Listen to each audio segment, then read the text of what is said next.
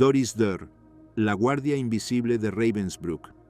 El rostro femenino del terror nazi. Capítulo 1. La mujer del látigo. Ravensbrück, Alemania. 1943. Una madrugada helada. Las prisioneras están formadas en el patio para el conteo matutino. Miles de mujeres vestidas con uniformes de rayas. Muchas de ellas llevan números tatuados en sus brazos. Todas tiemblan, y no solo por el frío. Tiemblan porque se está acercando una de las guardias, Doris Dörr, 28 años, rubia, de apariencia casi delicada. Su uniforme gris de las SS está perfectamente planchado. Sus botas negras relucen incluso en la penumbra del amanecer, y en su mano derecha lleva un látigo de cuero trenzado. No es un objeto decorativo. Las manchas oscuras en el cuero lo confirman. Es una herramienta de trabajo, y Dörr es una experta en su uso. Una prisionera en la tercera fila se tambalea.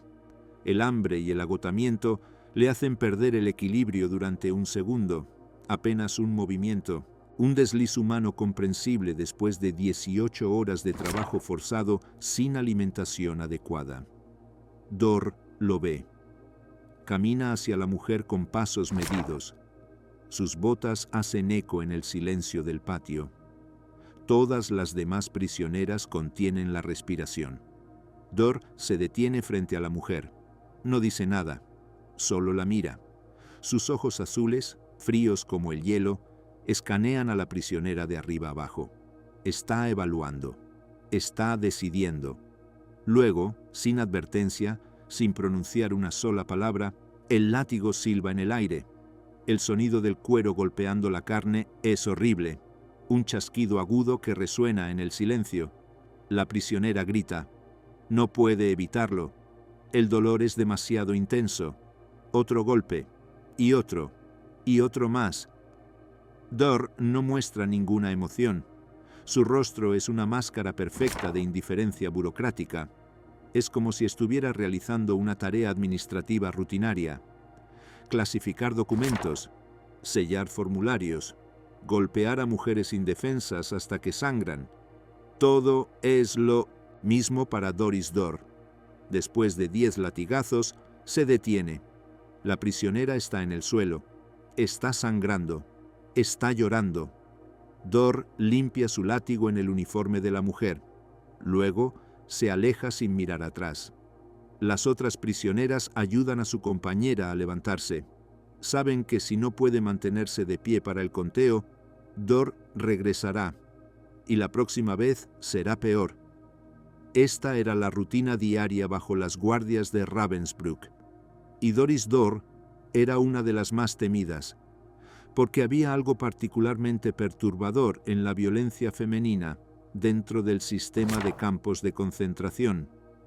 La sociedad esperaba que las mujeres fueran cuidadoras, protectoras, madres, pero Dörr y las otras guardias de Ravensbrück demostraron que las mujeres también eran capaces de una crueldad sistemática, de un sadismo calculado, de una monstruosidad burocrática igual a la de sus contrapartes masculinas, y en algunos aspectos eran peores, porque entendían el sufrimiento femenino de una manera que los guardias masculinos no podían entender, y usaban ese conocimiento para infligir tortura psicológica, además de la física.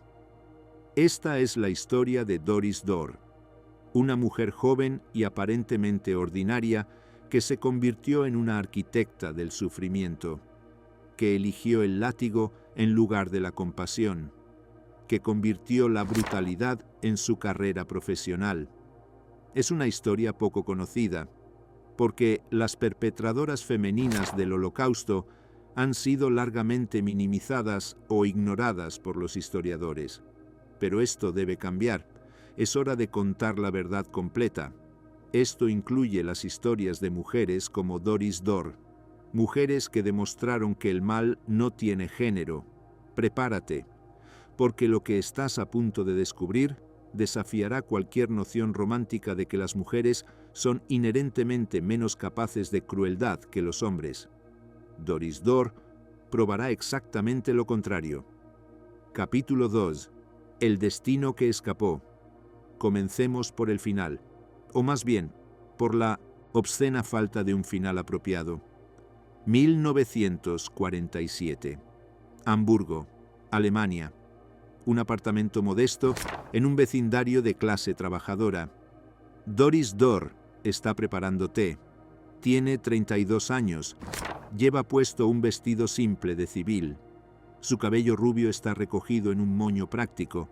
Parece una ama de casa común, una secretaria cualquiera, una vecina inofensiva. Nadie que la viera sabría lo que hizo en Ravensbrück, porque Doris Dorr nunca enfrentó un juicio real, nunca fue condenada por sus crímenes, nunca pasó un solo día en prisión por las atrocidades que cometió. Simplemente escapó. Cuando Ravensbrück fue liberado en abril de 1945, Dorr huyó del campo. Cambió su identidad, se mezcló con los millones de refugiados alemanes que habían sido desplazados por la guerra y simplemente desapareció en el caos. Las autoridades aliadas la buscaron. Los supervivientes proporcionaron descripciones detalladas de ella. Su nombre aparecía en las listas oficiales de criminales de guerra buscados, pero nunca fue encontrada, o más precisamente, nunca fue perseguida con el vigor suficiente como para ser capturada, porque en la Alemania de posguerra había miles de criminales nazis menores que debían ser rastreados, y las guardias de los campos de concentración no eran consideradas una prioridad máxima. Los recursos se concentraban en capturar a los líderes de alto nivel, a los comandantes, a los oficiales superiores.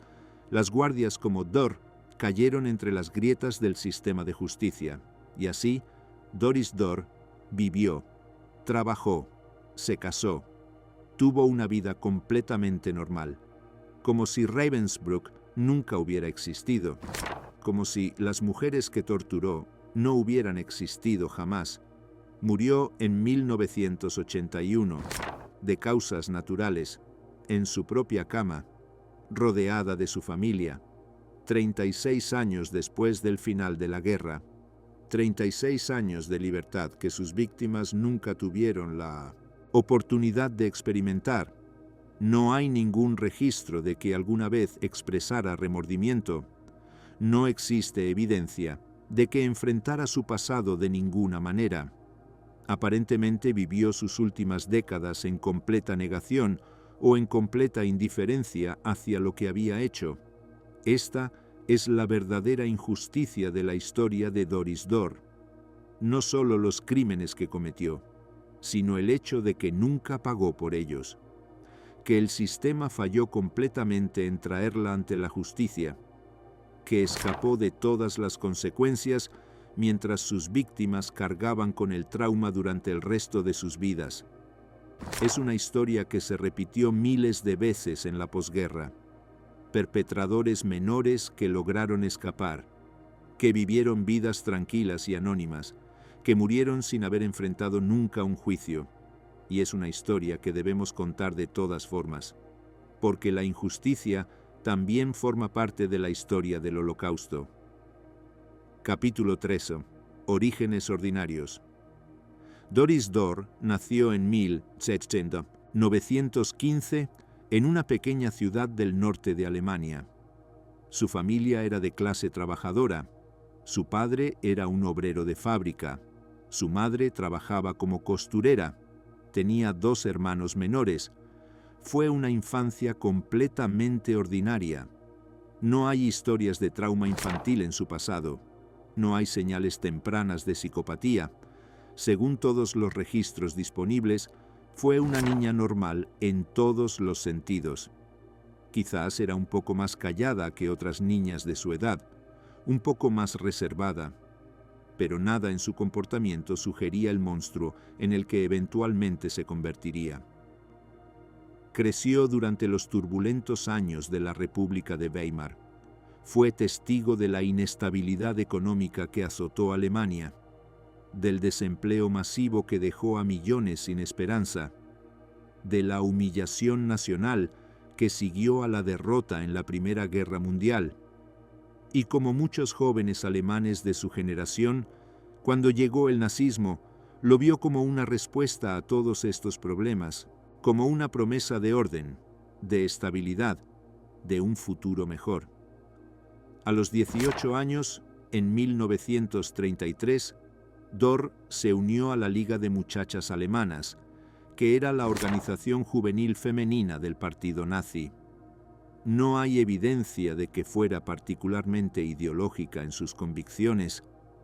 Las entrevistas realizadas después de la guerra con personas que la conocieron sugieren que no era una fanática ardiente, no daba discursos apasionados sobre la pureza racial, no soñaba con el dominio ario sobre Europa. Se unió simplemente porque era lo que hacían todas las chicas de su edad y condición social, porque la organización ofrecía actividades sociales interesantes, camaradería con otras jóvenes, un sentido de pertenencia en tiempos tan inciertos. Durante los años 30, Dörr trabajó en varios empleos diferentes, en una fábrica textil, en una tienda de ropa, en una oficina administrativa. Nada particularmente notable. Era simplemente una joven trabajadora, ordinaria que intentaba ganarse la vida en una época difícil. Pero en 1941, cuando tenía 26 años, la vida de Doris Dörr tomó un giro absolutamente decisivo. El sistema de campos de concentración se estaba expandiendo rápidamente por todo el territorio controlado por los nazis. Se necesitaban guardias con urgencia, y por primera vez en la historia del régimen, las SS estaban reclutando activamente a mujeres para que sirvieran como guardias en los campos destinados exclusivamente a prisioneras femeninas. Ravensbrück, el principal campo de concentración para mujeres en todo el Reich, necesitaba personal de forma desesperada. Las SS ofrecían un salario decente para los estándares de la época, alojamiento gratuito en las instalaciones, comida regular y abundante, y el prestigio social de servir directamente al Reich en una función importante. Para una joven de clase trabajadora con opciones económicas limitadas, era una oportunidad extraordinariamente atractiva. Dörr se postuló para el puesto. Fue aceptada tras pasar varios exámenes médicos y entrevistas, y en el verano de 1941 comenzó su entrenamiento formal como Aufseherin, que era el término oficial para las guardias femeninas de las SS. El entrenamiento era extremadamente riguroso, incluía disciplina militar estricta, educación ideológica intensiva sobre la supuesta superioridad racial aria y sobre la amenaza existencial que representaban los judíos, los eslavos, los gitanos y otros grupos considerados inferiores. Y quizás lo más importante de todo, el entrenamiento incluía una desensibilización deliberada y sistemática hacia el sufrimiento humano. A las reclutas se les enseñaba a ver a las prisioneras no como seres humanos con derechos y dignidad, sino como enemigas peligrosas del Estado alemán, como subhumanas que representaban una amenaza para la pureza racial, como material biológico que debía ser controlado con mano dura y, cuando fuera necesario, eliminado sin compasión. Y Doris Dörr resultó ser una estudiante absolutamente excelente en este entrenamiento siniestro. Capítulo 4. Ravensbrück, el campo de las mujeres. Ravensbrück fue establecido en 1939 como el principal campo de concentración destinado específicamente para prisioneras mujeres de todo el Reich nazi. Estaba ubicado aproximadamente a 90 kilómetros al norte de Berlín. A lo largo de su existencia, el campo eventualmente encarcelaría a más de 130.000 mujeres de toda Europa ocupada. Las prisioneras incluían a mujeres de prácticamente todas las categorías que el régimen nazi consideraba indeseables. Prisioneras políticas que se habían opuesto al régimen, mujeres judías arrestadas simplemente por su origen étnico, gitanas perseguidas por su raza, testigos de Jehová encarceladas por sus creencias religiosas, mujeres lesbianas consideradas degeneradas, prostitutas clasificadas como asociales, cualquier mujer que el régimen nazi considerara una amenaza o simplemente indeseable. El campo tenía múltiples funciones siniestras. Servía como fuente de trabajo esclavo forzado para fábricas textiles y de municiones. Era un sitio de experimentación médica horrenda realizada sin ningún tipo de consentimiento. Y eventualmente se convirtió también en un centro de exterminio directo cuando instalaron cámaras de gas en 1945. Pero lo que hacía a Ravensbrück verdaderamente único entre todos los campos de concentración era el hecho de que su personal de vigilancia era casi enteramente femenino. Eran mujeres guardias supervisando a prisioneras mujeres.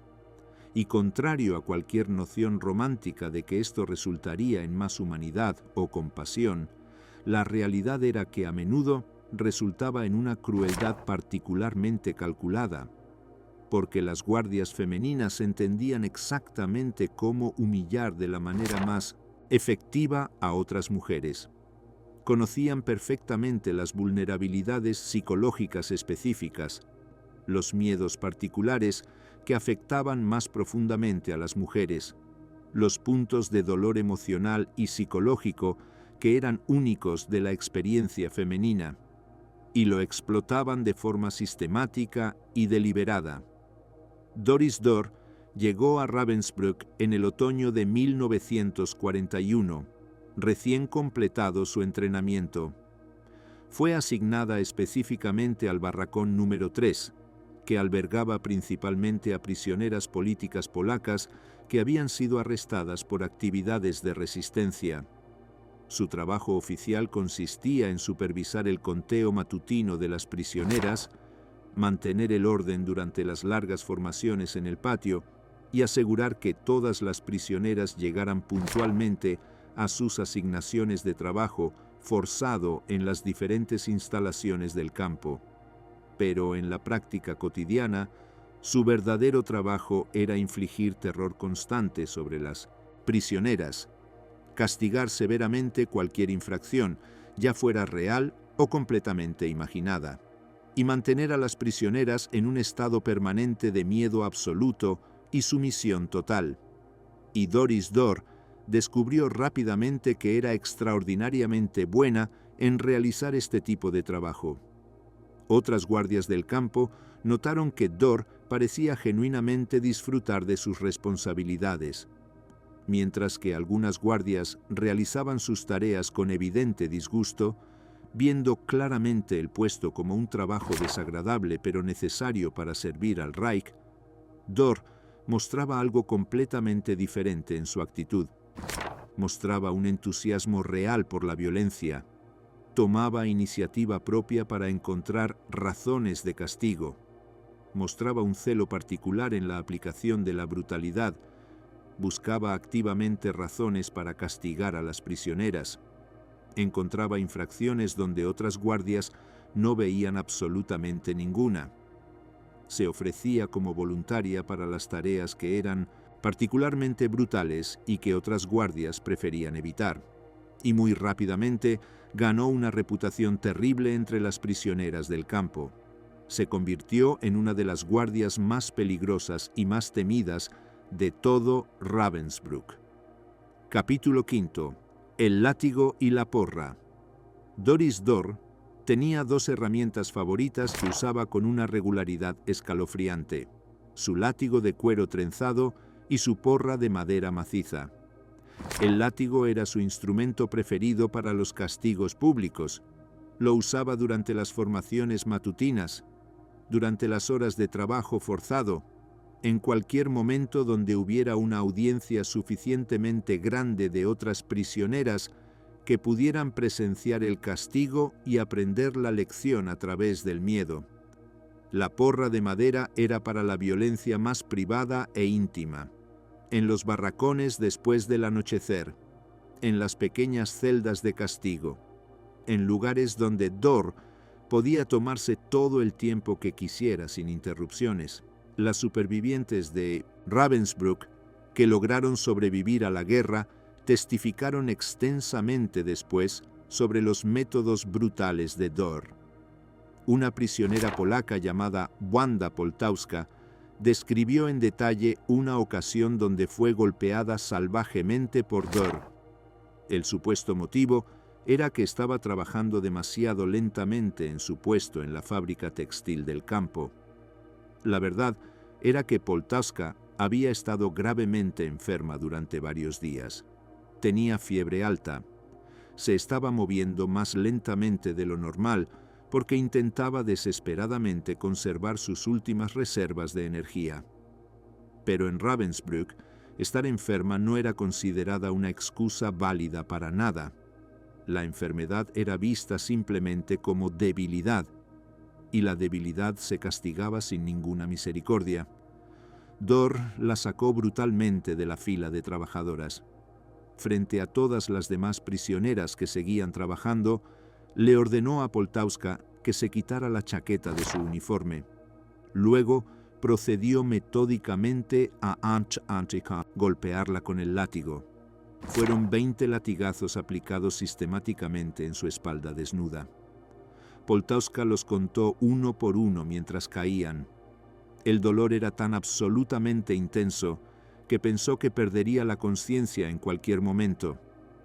Pero si te desmayabas durante un castigo, Dor te revivía inmediatamente con cubos de agua helada y luego continuaba con la golpiza exactamente donde la había dejado. Cuando finalmente terminó el castigo, la espalda completa de Poltauska era una masa horrible de carne abierta y sangrante. Dor le ordenó fríamente que se pusiera su chaqueta directamente sobre las heridas abiertas y que regresara inmediatamente a su puesto de trabajo. No hubo ningún tratamiento médico, no se le proporcionaron vendajes de ningún tipo, solo sangre empapando lentamente su uniforme mientras intentaba continuar trabajando durante el resto del día. Esta era la rutina absolutamente normal con Doris Dor: castigo brutal y sistemático, cero compasión hacia el sufrimiento que causaba, ninguna consideración por las consecuencias de sus acciones, pero los latigazos públicos eran solo una de las muchas formas de violencia que Dor empleaba regularmente. También usaba otros métodos igualmente brutales. Golpeaba a las prisioneras con su porra de madera en la cabeza y en diferentes partes del cuerpo. Las pateaba salvajemente con sus botas. Obligaba a las prisioneras a permanecer de pie durante horas enteras en posiciones físicamente dolorosas e insostenibles. Aplicaba la privación completa de comida como castigo colectivo si una sola prisionera del barracón cometía cualquier tipo de infracción. Y además de toda esta violencia física, había también una dimensión de tortura psicológica calculada. Dor era particularmente conocida por separar deliberadamente a las madres de sus hijas durante las formaciones, por amenazar abiertamente a una con dañar físicamente a la otra si no cooperaban de forma absoluta, por usar de manera sistemática los lazos emocionales entre las prisioneras como herramientas eficaces de control y manipulación. Una superviviente francesa llamada Germaine Tillion escribió extensamente después de la guerra sobre cómo Dor parecía disfrutar de manera especial al causar angustia emocional específicamente a las madres que estaban encarceladas en el campo. Tillion fue testigo presencial de una ocasión particularmente cruel donde Dor le dijo a una madre que su hija adolescente había sido seleccionada para participar en los experimentos médicos que se realizaban en la enfermería del campo. La madre colapsó inmediatamente en el suelo, llorando de forma descontrolada, suplicando de rodillas que tomaran a cualquier otra persona, pero no a su hija. Dor dejó que la madre sufriera durante varias horas largas antes de revelarle finalmente que todo había sido una mentira deliberada, que su hija estaba perfectamente bien y no había sido seleccionada para nada. Dor simplemente había querido ver a la madre sufrir por puro sadismo. Esta crueldad tan calculada, esta capacidad de infligir tanto dolor físico como emocional de forma completamente premeditada, caracterizaba perfectamente el enfoque que Dor tenía hacia su trabajo en el campo. No era simplemente violencia reactiva o impulsiva, era sadismo deliberado, sostenido y perfectamente consciente. Continuará. El guión completo tiene 12 capítulos más el epílogo. He corregido completamente el estilo, eliminando todas las construcciones telegráficas y usando español fluido y natural con todos los artículos, preposiciones y conjugaciones completas. ¿Quieres que continúe con los capítulos restantes en este mismo estilo corregido? Capítulo 6. Las selecciones. Una de las responsabilidades más siniestras que tenía Doris Dor era su participación activa en las llamadas selecciones médicas que se realizaban periódicamente en el campo. De forma regular, las prisioneras de Ravensbrück eran sometidas a inspecciones exhaustivas donde los médicos de las SS y los oficiales del campo decidían quién era todavía lo suficientemente útil para el trabajo forzado y quién debía ser eliminada de inmediato. Las prisioneras que estaban demasiado enfermas para trabajar, las que estaban demasiado débiles por el hambre constante, las que eran consideradas demasiado viejas para mantener el ritmo de producción, cualquier mujer que ya no pudiera contribuir al esfuerzo de guerra alemán. Dor participaba regularmente en estas selecciones junto con los doctores de las SS y otros oficiales superiores del campo. Su papel oficial era ayudar a organizar a las prisioneras en filas ordenadas y proporcionar información detallada sobre su comportamiento y su capacidad real de trabajo.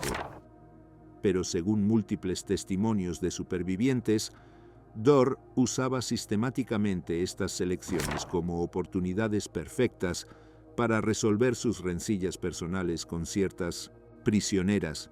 Si una prisionera la había irritado de alguna manera, si alguien había mostrado, aunque fuera una resistencia silenciosa a sus órdenes, si Dor simplemente sentía antipatía personal hacia alguien por cualquier razón arbitraria, esa persona sería marcada inmediatamente como inútil para el trabajo, sin importar cuál fuera su condición física real, y ser marcada de esta manera significaba una sentencia de muerte segura, ya fuera por medio de una inyección letal administrada en la enfermería del campo, o mediante el transporte inmediato a otra instalación diseñada específicamente para el exterminio, o después de 1945, mediante el gaseamiento directo en las cámaras que fueron instaladas en el propio Ravensbrück.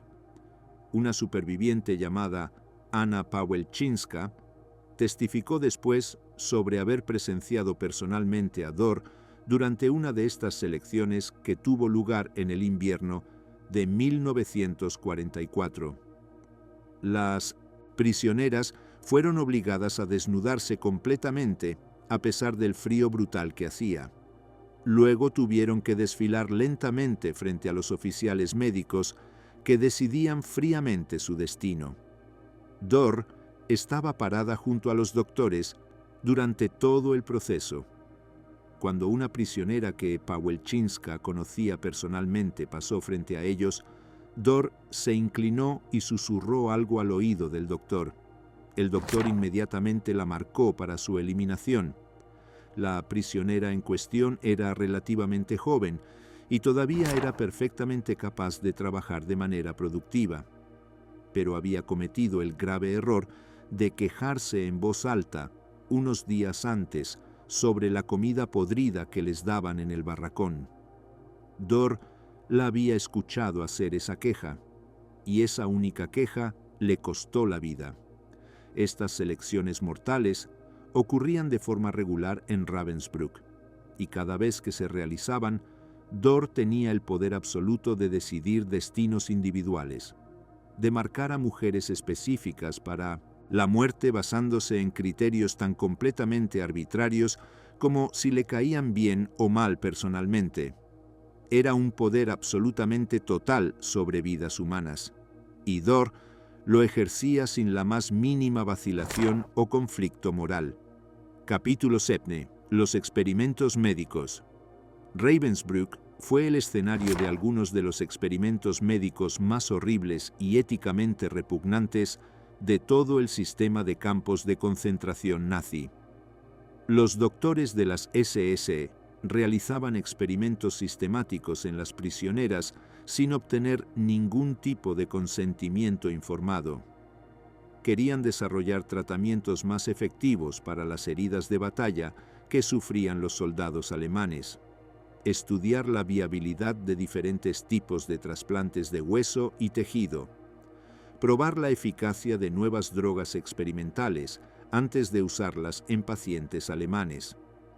Y para todo esto necesitaban desesperadamente sujetos humanos sobre los cuales experimentar. El papel específico de Dor en este sistema horrible era proporcionar a los doctores exactamente esos sujetos de experimentación.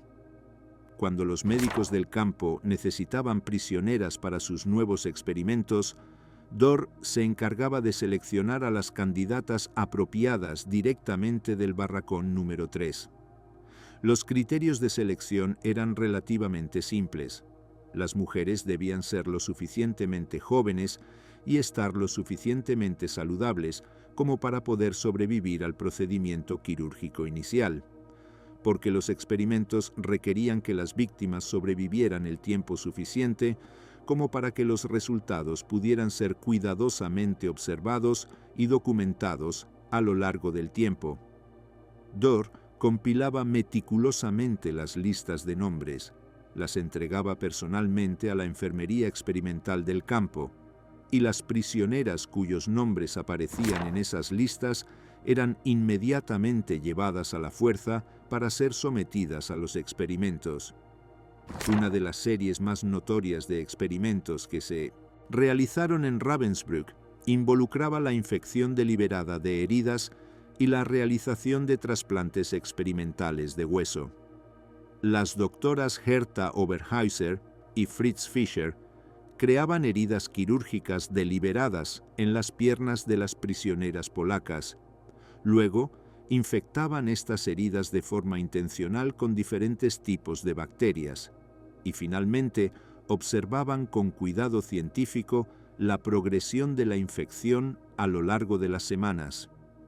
Muchas de estas mujeres, que posteriormente serían conocidas en la historia como las conejas de Ravensbrück, debido a que fueron tratadas como animales de laboratorio, quedaron permanentemente discapacitadas como resultado de estos experimentos. Algunas de ellas murieron directamente a causa de las infecciones o las complicaciones quirúrgicas, y Doris Dor había sido la persona responsable de proporcionar a algunas de estas víctimas a los doctores. Ella no realizó personalmente los experimentos médicos, no sostuvo los bisturís en sus manos, pero fue una parte absolutamente esencial de la cadena logística que hizo posibles todas estas atrocidades médicas. Porque sin guardias como Dor, que se encargaran de proporcionar un suministro constante de víctimas indefensas, los doctores simplemente no habrían tenido los sujetos de prueba que necesitaban para continuar con su trabajo horrible.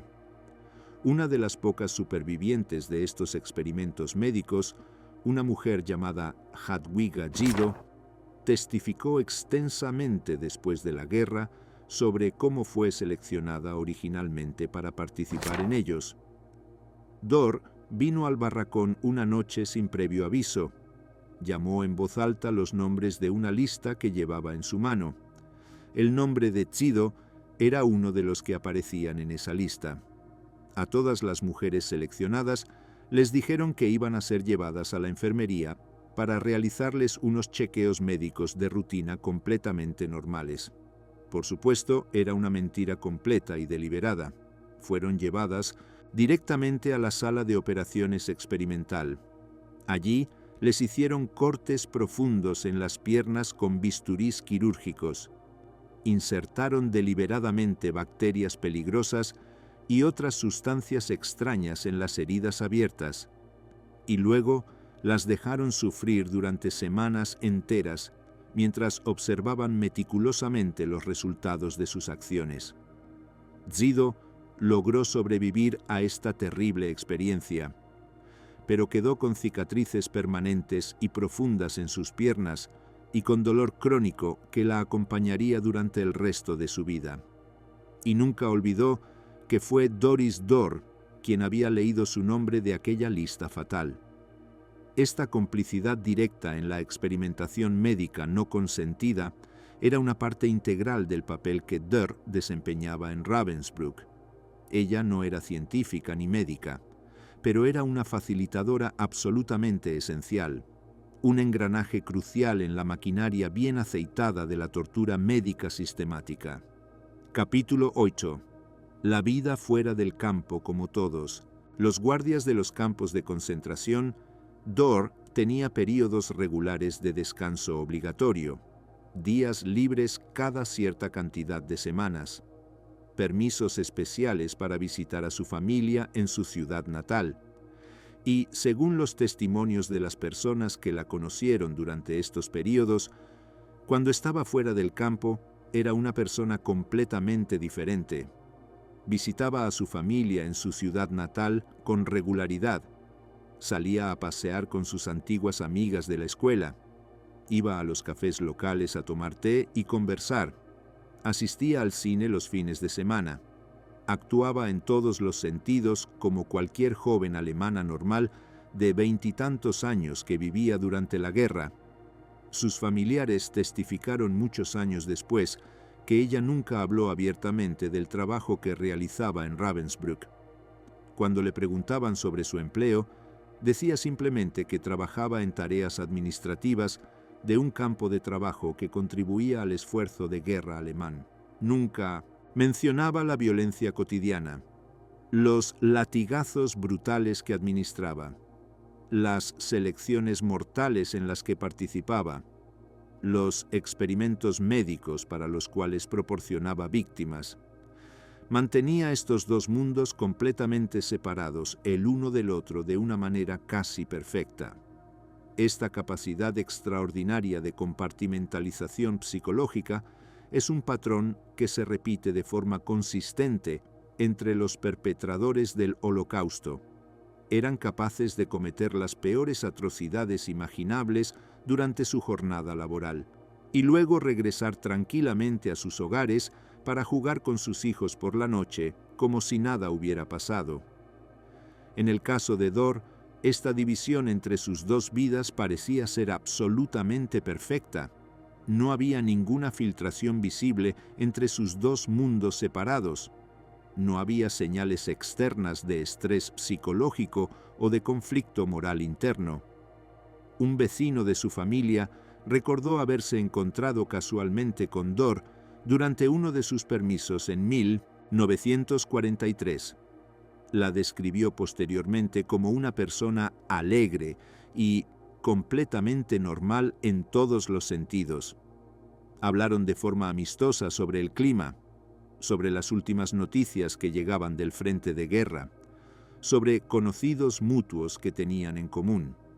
Absolutamente nada en la conducta exterior de Dor durante esta conversación casual sugería que ella acababa de pasar los últimos meses golpeando salvajemente a mujeres completamente indefensas en un campo de concentración.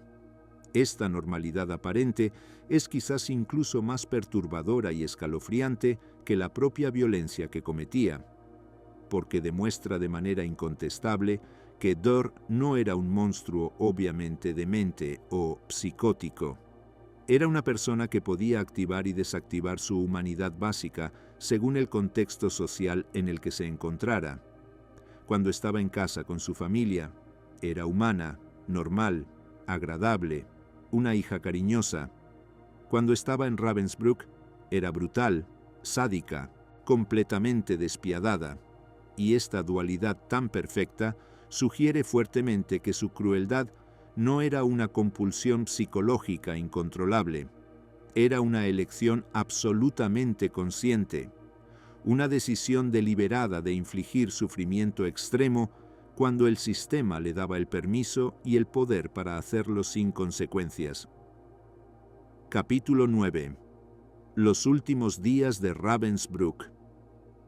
A medida que la guerra se acercaba inexorablemente a su conclusión final, la situación dentro de Ravensbrück se deterioraba de forma dramática y acelerada. En los primeros meses de 1945, miles de prisioneras que venían de otros campos que estaban siendo evacuados ante el avance aliado llegaban en masa a Ravensbrück. El campo se llenó hasta alcanzar una capacidad que superaba ampliamente lo que había sido diseñado para albergar. La comida se volvió aún más escasa de lo que ya era. Las enfermedades infecciosas se propagaban sin ningún tipo de control por los barracones, superpoblados, y las muertes se aceleraban de manera exponencial día tras día. En enero de 1945, las SS instalaron apresuradamente una cámara de gas en las instalaciones de Ravensbrück. Durante los últimos meses desesperados antes de la liberación final del campo, miles de prisioneras fueron sistemáticamente gaseadas hasta la muerte. Dörr continuó realizando su trabajo brutal durante todo este período caótico. Seguía participando activamente en las selecciones mortales.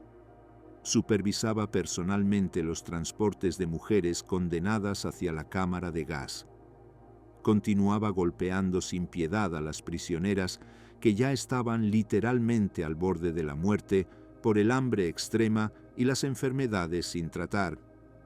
No había ninguna disminución perceptible en su nivel de brutalidad cotidiana. Si acaso, parecía intensificar sus esfuerzos, como si supiera en algún nivel que el tiempo se le estaba acabando rápidamente y quisiera infligir tanto sufrimiento como le fuera humanamente posible antes de que llegara el inevitable final. El 28 de abril de 1945, el poderoso ejército rojo soviético estaba a solo unos pocos kilómetros de distancia de Ravensbrück.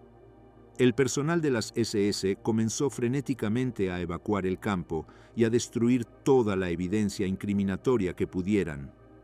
Dörr fue una de las primeras guardias en huir precipitadamente del campo. No esperó a recibir órdenes oficiales de evacuación. Simplemente se cambió rápidamente a ropa civil que había preparado con anticipación y desapareció sin dejar rastro. Dejó atrás su uniforme gris de las SS, su látigo de cuero manchado de sangre, cualquier cosa que pudiera conectarla directamente con su trabajo en Ravensbrück, y se mezcló con facilidad entre los millones de refugiados alemanes que estaban huyendo desesperadamente del implacable avance soviético hacia el corazón de Alemania. El 30 de abril de 1945, las tropas soviéticas liberaron finalmente Ravensbrück. Encontraron aproximadamente 3.000 prisioneras que habían estado demasiado enfermas o demasiado débiles para ser evacuadas durante el caos final. Encontraron también montañas enteras de evidencia documental de las atrocidades, documentos administrativos meticulosamente archivados, fotografías perturbadoras, las cámaras de gas recién instaladas, los hornos crematorios que todavía contenían cenizas humanas, y comenzaron inmediatamente la búsqueda sistemática de todos los perpetradores identificables.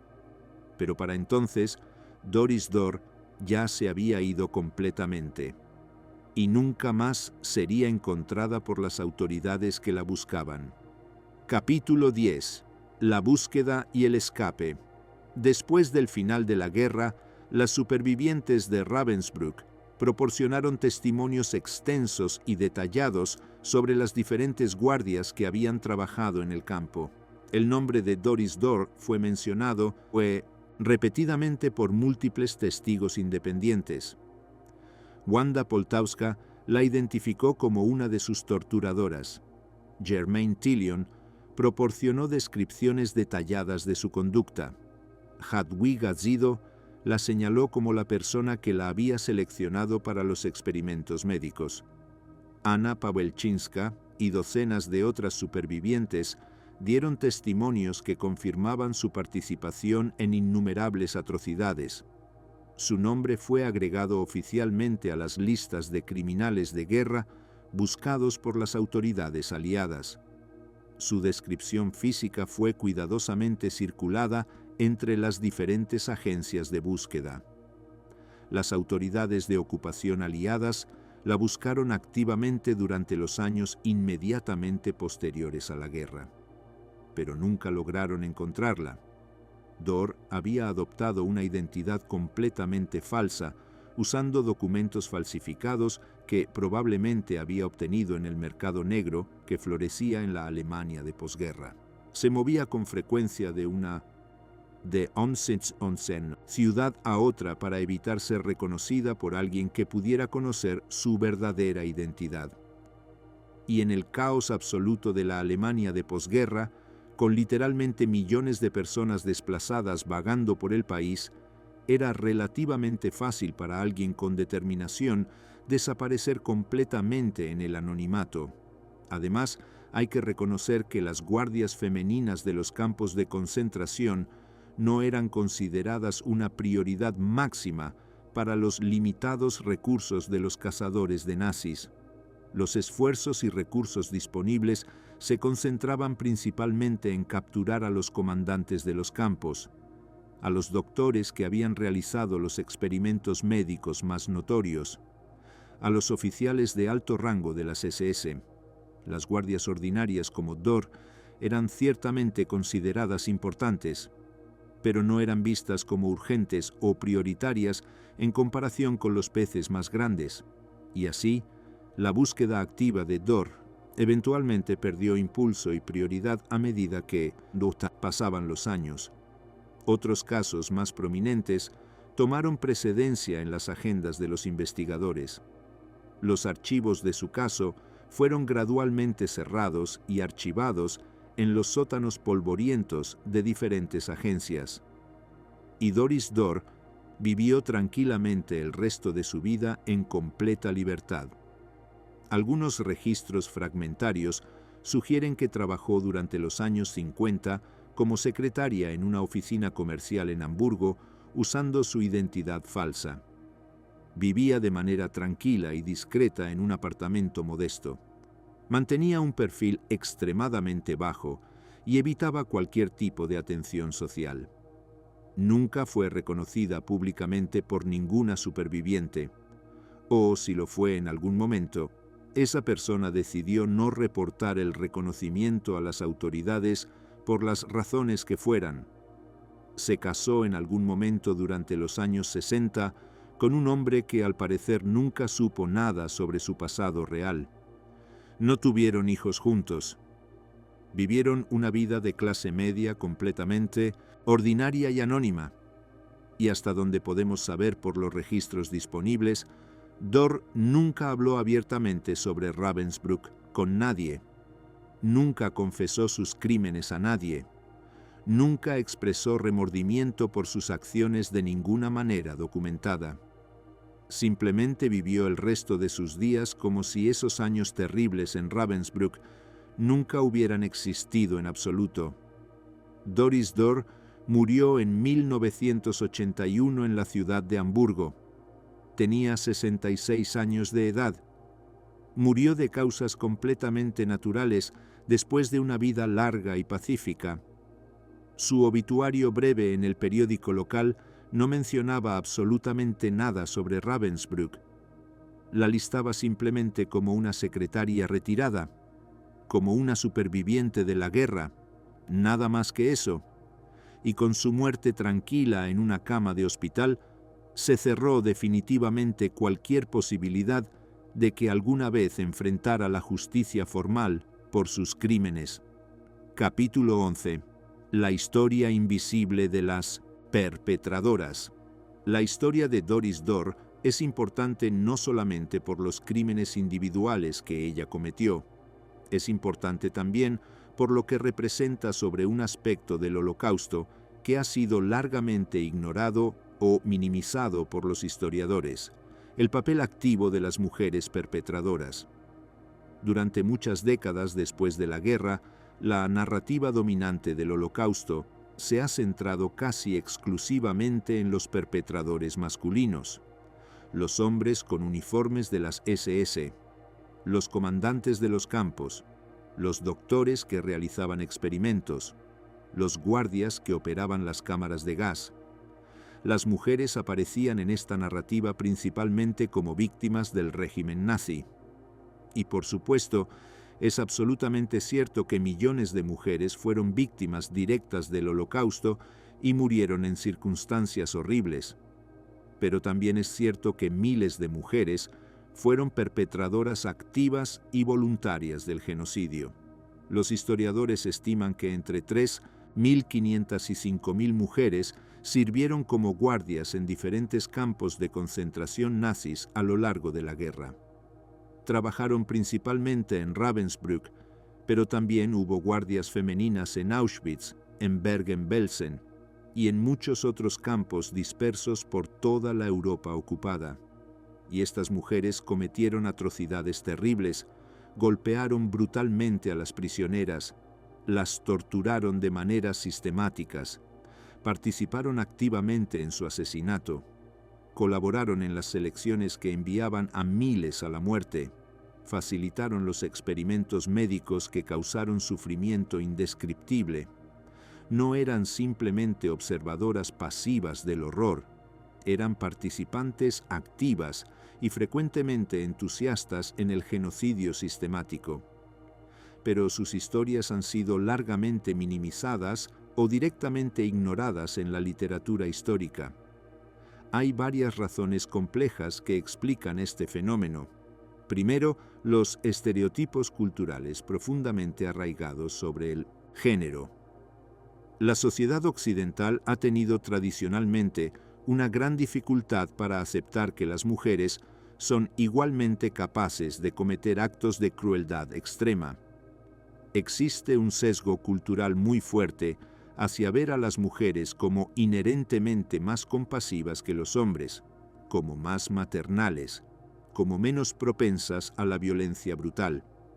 La realidad documentada de lo que sucedió en Ravensbrück desafía frontalmente todos estos estereotipos cómodos, y eso hace que la historia sea profundamente incómoda para muchas personas. Segundo, la cuestión de los números relativos. Es cierto que había muchos más guardias masculinos que femeninos en el sistema de campos de concentración. Las mujeres representaban una minoría relativamente pequeña del personal total de vigilancia.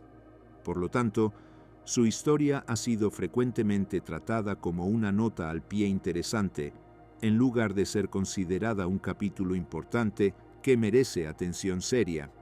Tercero, la notable falta de juicios prominentes. Mientras que muchos perpetradores masculinos de alto perfil fueron juzgados públicamente en Nuremberg y en los numerosos juicios posteriores, relativamente pocas guardias femeninas enfrentaron alguna vez la justicia formal. Dörr nunca fue capturada ni juzgada, y ella no era única en absoluto. Muchas de las guardias de Ravensbrück lograron escapar después de la guerra y nunca fueron procesadas legalmente por sus crímenes. Sin juicios dramáticos que captaran la atención de los medios de comunicación, sin cobertura periodística internacional, sus historias simplemente desaparecieron gradualmente de la memoria pública colectiva. Pero estas historias absolutamente deben ser contadas de todas formas, porque ignorar completamente a las perpetradoras femeninas del Holocausto distorsiona seriamente nuestra comprensión de cómo funcionaba realmente el genocidio nazi. Nos priva de entender completamente cómo los sistemas genocidas reclutan y utilizan a sus participantes, cómo normalizan la violencia extrema entre personas ordinarias, cómo convierten a ciudadanos normales en asesinos en masa, y perpetúa mitos culturales peligrosos sobre el género y la violencia que pueden hacer que sea mucho más difícil reconocer y prevenir las atrocidades genocidas en el futuro. Doris Dörr no era una anomalía inexplicable, era un ejemplo representativo de un patrón mucho más amplio.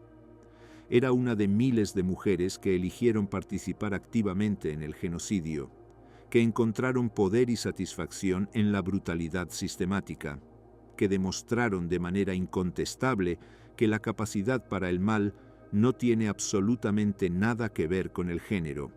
Capítulo 12. Lecciones de una historia olvidada.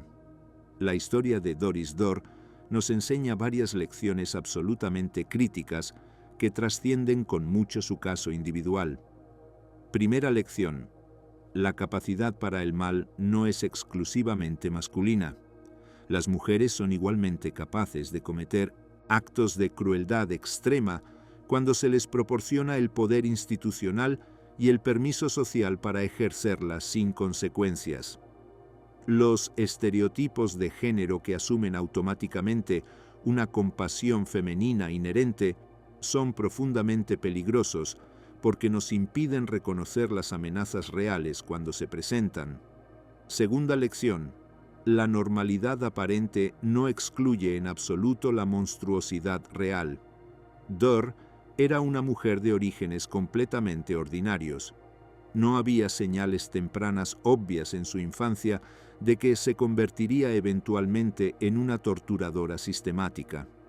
Esto demuestra claramente que el potencial para la crueldad extrema existe latente en personas aparentemente normales. Los sistemas sociales que facilitan y recompensan esa crueldad son el verdadero peligro. Tercera lección: la compartimentalización moral extrema es un indicador de peligro grave.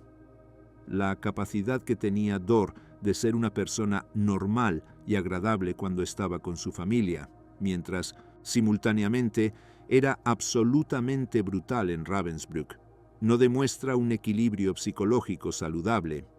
Demuestra una capacidad profundamente perturbadora de desconectar completamente las acciones de sus consecuencias morales naturales. Cuarta lección: la injusticia no consiste solamente en hacer el mal, también consiste en fallar sistemáticamente en perseguir y castigar el mal cuando se comete. El hecho de que Dörr nunca enfrentara un juicio, que viviera libremente durante décadas enteras, que muriera en paz rodeada de su familia, esto representa una injusticia continuada que siguió victimizando a todas aquellas que sufrieron bajo su régimen de terror. Quinta lección: las historias que son sistemáticamente ignoradas terminan distorsionando gravemente nuestra comprensión de la historia. Al no contar las historias de las perpetradoras femeninas del Holocausto, creamos una comprensión fundamentalmente incompleta e inexacta de cómo funcionó realmente el genocidio nazi. Esto puede llevarnos a conclusiones completamente erróneas sobre cómo prevenir efectivamente las atrocidades genocidas en el futuro. Sexta lección: la invisibilidad social puede funcionar como una forma altamente efectiva de impunidad. Dörr se benefició directamente de ser considerada una criminal relativamente menor en el gran esquema del sistema de campos, de ser una mujer en un sistema donde se prestaba mucho menos atención a las perpetradoras femeninas que a sus contrapartes masculinas. Esta invisibilidad sistemática le permitió escapar completamente de la justicia. Epílogo: recordando lo invisible. Hoy en día, cuando visitas el memorial de Ravensbrück, hay exhibiciones permanentes dedicadas específicamente a documentar el papel de las guardias femeninas del campo. Hay fotografías de época cuidadosamente preservadas, documentos originales del campo, testimonios grabados en video de supervivientes que hablan sobre la brutalidad específica de estas mujeres, y entre todos los nombres que están listados en estas exhibiciones está el de Doris Dore. Nunca fue capturada por las autoridades, nunca fue juzgada formalmente por sus crímenes, pero definitivamente no ha sido olvidada por la historia, porque las supervivientes recordaron, contaron sus historias una y otra vez, se aseguraron meticulosamente de que la verdad completa fuera registrada de manera permanente, incluso si la justicia formal nunca llegó a materializarse. Wanda Poltavska, que sobrevivió a los brutales latigazos que Dore le administró, vivió una vida extraordinariamente larga hasta el año 2023. Pasó décadas enteras dando testimonio público, educando a generaciones de jóvenes sobre lo que realmente sucedió en Ravensbrück, asegurándose de que el mundo nunca olvidara las atrocidades que se cometieron allí, y siempre, sin falta, mencionaba específicamente a Doris Dore, la guardia rubia de ojos fríos que llevaba el látigo de cuero manchado, la mujer que golpeaba sin ninguna razón aparente, que seleccionaba arbitrariamente a las víctimas para los experimentos médicos, que infligía un terror sistemático y calculado día tras día. Poltavska dijo en una ocasión durante una entrevista que se hizo famosa: «El perdón es un imperativo absoluto de mi fe cristiana, pero olvidar sería una traición imperdonable a todas las mujeres que murieron. Doris Dore debe ser recordada por las generaciones futuras, no para glorificar de ninguna manera su maldad, sino para advertir a las futuras generaciones sobre lo que puede suceder cuando las personas ordinarias eligen el mal. Esta es la obligación sagrada que tenemos con todas las víctimas de Ravensbrück. Recordar no solamente el sufrimiento terrible que soportaron durante años, sino también recordar específicamente quiénes fueron las personas que causaron ese sufrimiento. Esto incluye a las mujeres perpetradoras, incluye a las guardias que golpeaban y torturaban, incluye a todas aquellas que la historia oficial ha querido frecuentemente borrar o minimizar por razones de incomodidad ideológica. Doris Dore escapó completamente de la justicia terrenal durante su vida, pero no puede escapar y no escapará nunca de la memoria histórica, no puede escapar del registro permanente de sus crímenes documentados, no puede escapar del juicio final de la historia. Su nombre estará para siempre asociado de manera inseparable con Ravensbrück, con la violencia sistemática, con la crueldad calculada, con la elección consciente de convertirse en un monstruo cuando podría haber elegido mantener su humanidad básica. Y esa es la forma de justicia imperfecta, pero profundamente importante, que podemos ofrecer desde nuestro tiempo: la memoria completa y sin censuras, el registro histórico completo y exacto, la verdad completa sin importar cuán incómoda sea. Esto incluye las historias que son profundamente incómodas de confrontar, incluye a las perpetradoras que han sido sistemáticamente invisibilizadas por décadas, incluye a las mujeres que demostraron de manera incontestable que la capacidad para el mal absoluto no tiene absolutamente nada que ver con el género biológico. Nunca olvidaremos a las víctimas de Ravensbrück, a todas las mujeres que sufrieron atrozmente allí, a todas las que murieron en circunstancias horribles, a todas las que sobrevivieron pero cargaron con el trauma psicológico durante el resto de sus vidas. Y nunca olvidaremos tampoco a Doris Dore, no porque merezca ser recordada con ningún tipo de honor o respeto, sino porque su historia debe servir como una advertencia perpetua para todas las generaciones futuras.